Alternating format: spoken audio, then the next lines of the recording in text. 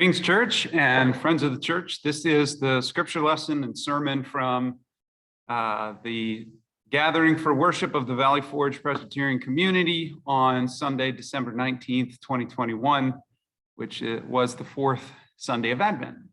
The scripture lesson is from the prophet Micah, chapters 4 and 5. Long ago, Micah wrote this and said and proclaimed this. In the days to come, the mountain of the Lord's house shall be established as the highest of mountains, and shall be raised up above the hills. People shall stream to it, and many nations shall come and say, "Come, let us go up to the mountain of the Lord, to the house of the God of Jacob, that he may teach us his ways, and that we may walk in his paths. For out of Zion shall go forth instruction, and the word of the Lord from Jerusalem. He shall judge between many peoples and arbitrate between strong nations far away.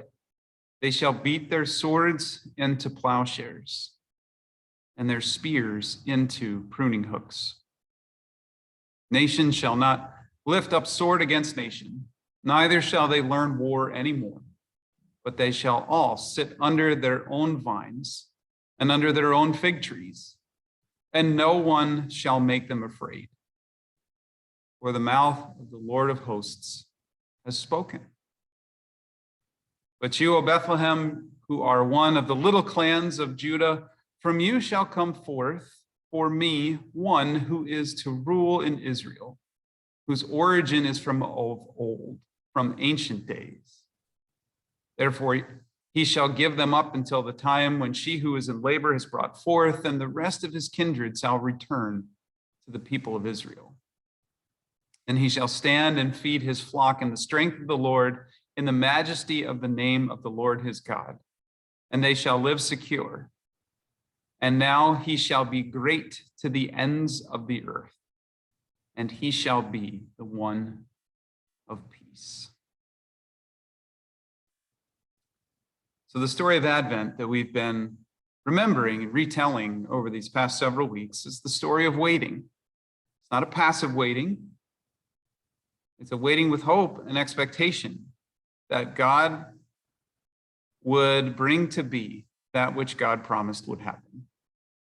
It's not a time to sit back and just wait for God to do all the work, to make it happen magically, but to trust in our calling as willing partners in that work, willing partners in bringing to bear that thing that God promised would happen. We are part of that becoming true. This morning, this episode on this past Sunday, we lit the final candle of Advent, the candle of peace. I wonder what kinds of circumstances and feelings come to mind for you when you hear the word peace. We know conflict within families and workplaces and religious and political institutions. We know there is much conflict and violence in our world.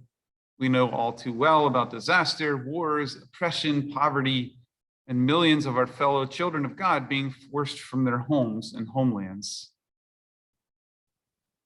And so we wonder if someone is to have a day without conflict or pain, is that a day of peace? Is that what peace means? Is peace something fleeting that can be here today and gone tomorrow? Is peace something that's individual, depending on individual circumstances? Are those who have those circumstances, who have those conflict-free days, those pain-free days, are they privileged with that sense of peace for a reason? Did they do something to earn it or bring it about? And to those who have conflict, who have pain, who have struggle, do they just need to figure out for themselves how to earn or get more peace? As though that's their problem? And if our awareness of those who have conflict, who are in the midst of struggle, who are in pain, if our awareness of that makes it so that we can't experience a sense of peace within, what if instead of waiting for peaceful feelings to return somehow, some way. Instead, we just proactively turn off the news, stop listening, stop paying attention, squashing our empathy, or maybe we meditate in ways that distance us, disconnect us from the stress and the heartbreak of the stories of others, because of the way they make us feel, so that we can feel serenity instead of feeling dis-ease with their circumstance. And so in that way is blissful ignorance that we can bring about for ourselves. Is that really peace? Well, the Hebrew word that gets translated as peace, that the prophets would have used to talk about God's intentions of peace, the peace that Jesus talked about being one of the hallmarks of his kingdom on earth. That word is shalom. It's this word that's used to describe when everything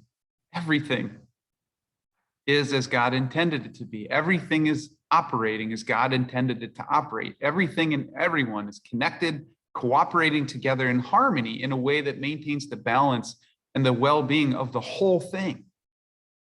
It's not just that a particular individual member of the whole can experience shalom, or this one segregated group of members of the whole can experience it because they're safe or well or operating in accordance with God's will. But instead, it means that everyone, all members of the whole, all things, all people, are safe and well, operating in accordance with God's will, operating as God intended all things to operate. In Shalom, every member is interconnected, collaborative, and doing their part for the sake of the other, and therefore, ultimately, for the sake of the whole. So a silly example. A couple of weeks ago, my wife Blair went out to the driveway at 8:30 in the morning to start her car, let it warm up so she could head off to Perkiomen Valley Middle School, where she goes every day to shape young learners. But on this day, her car wouldn't start. The vast majority of the parts of her car were operating as intended, but the fuel pump wasn't, because that one part was malfunctioning, not able to operate as it was intended to operate. There was no shalom. The whole car could not operate as intended because there was a breakdown in one of the necessary parts of the whole. So in that moment, the engine had enough oil, battery had enough charge, the interior was weatherproof and comfortable, the gas tank had more than enough fuel. All those individual parts were well and good and ready for that drive. But does the well-being of these individual pieces really matter unless we consider their well-being within the larger context of the whole? Is Blair's ultimate interest in the well-being of these individual pieces of her car? Or is her ultimate interest in her car's ability to operate as a collective in a way that it was intended to operate, to get her to where she needs to go safely? So that morning we had to have her car towed. That one part had to be addressed in order to restore shalom. So this is a mundane and pretty simplistic analogy for what God intends in creation, in creating the world, creating us as people within that world. There's an intended balance, interconnection, collaboration, and harmony to God's creation. Every member must do their part within the system in order for there to be shalom among the whole. The creation poetry and the narrative of creation that are the very first thing we read about when we open the scriptures. This is the foundation for our understanding of all this about God and humanity, is that God's intention in creation is shalom. All is created by God. All is affirmed as good. All operates according to God's intentions in creation. The rising and setting of the sun, the water cycle, this all nurtures life within the symbiosis of plant, animal, and human life. And humans, in the midst of this creation, are named as stewards of the natural order. We are tasked with maintaining the integrity of the shalom. Keep it in order as God intended. But we know that that shalom breaks down when we as stewards choose our self-focused human will over God's intention and will. We're prone to do that. We're prone to override God's intentions in favor of our own. We have that choice. We have that freedom and free will. And so as we reflected earlier in this Advent season, the brokenness of the world, the ways that the shalom is breaking down, it's not God's punishment on purpose for disobedience or mutiny, but it's just the natural, organic result of our imperfection, of our choices that are not God choices. If the fuel pump fails, and because of that, the gas tank is hoarding all of the fuel for itself, then there's none that are being shared with the engine in order to burn. If stereo system were to be unnecessarily elaborate and loud and hoard all of the electricity for itself, there wouldn't be any electricity left to share with the other systems of the car that need it to function properly. If a tire blows out and there's no care and healing offered to that tire, it can cause a chain reaction of harm done to so many other parts of the car, which can take that car even further away from the shalom of being able to operate properly. If one person, one group, one nation fails to do its part within the interconnected order by hoarding more resources than are necessary with self-interest rather than interest in being stewards of maintaining the integrity and the well-being of the whole, shalom breaks down. If a person, a group, a nation is left to fend for themselves rather than being cared for, fixed, and restored by others with an interest in their well-being as part of the whole, it can cause a chain reaction of harm done to several other parts, which just takes us further away from the shalom that God intended. Maybe we know what that's like, to see a hurt person hurt someone else, and for that cycle to continue. To see a nation harmed, to see a people harmed, and for it to just snowball and create more harm, more ill will, more antagonism, get us further and further away from shalom. But the good news is that if it breaks down when we as those human stewards turn away from or ignore or override God's intentions, then naturally it's restored when we turn back to and we hear and we implement God's intentions. The natural result of our faithfulness to God's will is restored shalom. It comes. The prophet Micah spoke up in Israel at a time when they and so many other peoples and tribes and nations around them were feeling an increased anxiety and pressure because the Assyrian Empire was expanding.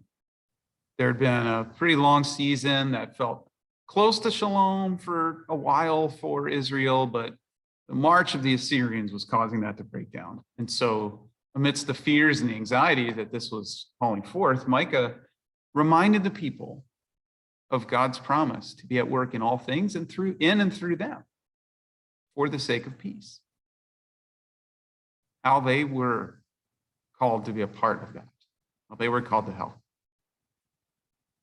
So Micah says that they are to be a people in the midst of this crazy world that they were in, with its threats and its challenges. They were to be a people that did not turn in on themselves and insulate themselves from others, including the Assyrians, but they were to be a people who were open to others in the world that they might come and stream to them.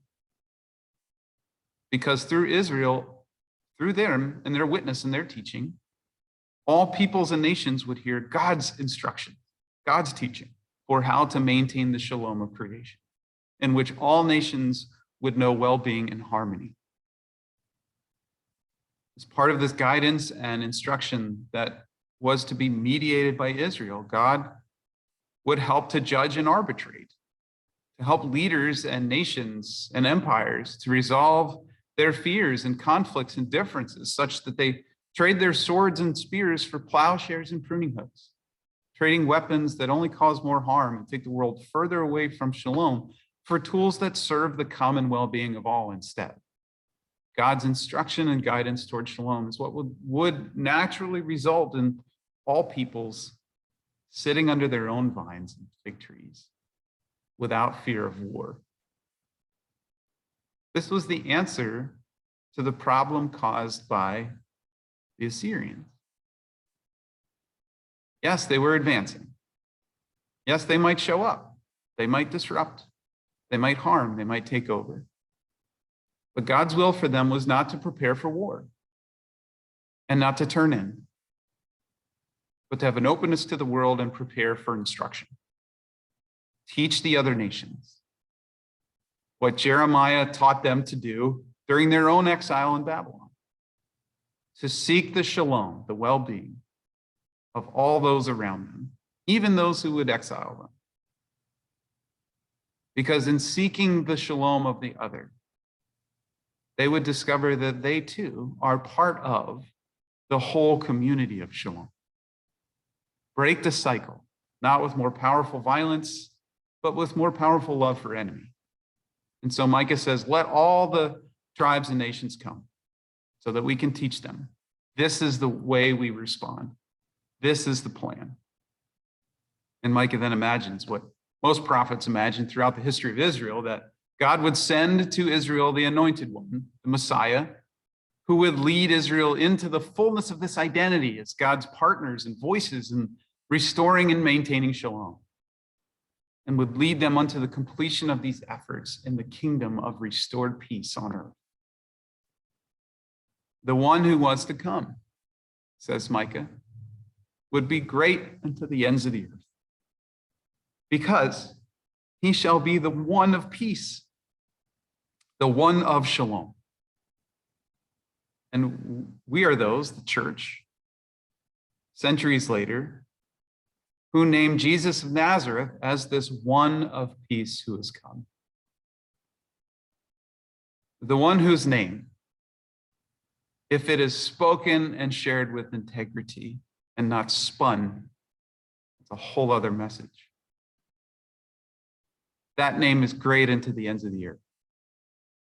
The one whose instructions and commands lead to the fulfillment of shalom that God promised to restore. He is the one whose kingdom on earth does not look like conflict, segregation, a dichotomy between privilege and poverty. It doesn't look like some parts being okay and having more than enough while others are broken or lacking, which results in the whole not being able to operate as God intended. But instead, his kingdom looks like a collaborative, interconnected, harmonious community of well-being, where all operate as intended, where none have too much and none have too little, and all are able to flourish and be well. This is the kingdom of shalom. We pray every week would come to earth as it is in heaven.